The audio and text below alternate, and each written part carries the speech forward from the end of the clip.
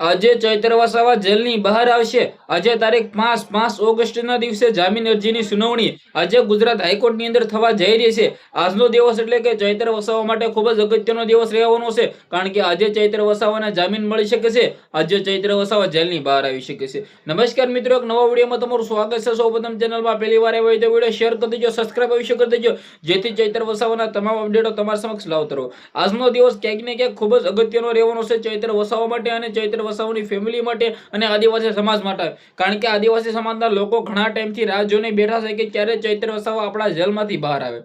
પરંતુ આજનો દિવસ એ છે કે આજે ગુજરાત હાઈકોર્ટની અંદર ચૈત્ર વસાવાના જામીન અરજીની સુનાવણી થવા જઈ રહી છે।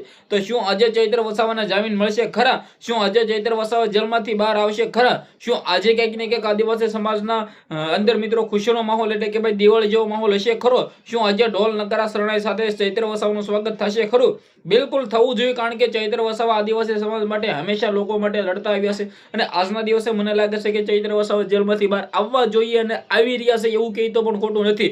કારણ કે તમે વિચાર કરો, ચૈત્ર વસાવા સાથે જેટલા પણ બીજા જેલમાં હતા તેમાંથી મિત્રો વાત કીધો 70% લોકોને જેલમાંથી મુક્ત કરી દેવામાં આવ્યા છે, જામીન ઉપર બહાર આવી ગયા છે। પરંતુ ચૈત્ર વસાવાને સાથે એક બે લોકો જ એવા છે કે જેને ચૈત્ર વસાવા સાથે મિત્રો કીધું જેલમાં રાખવામાં આવ્યા છે।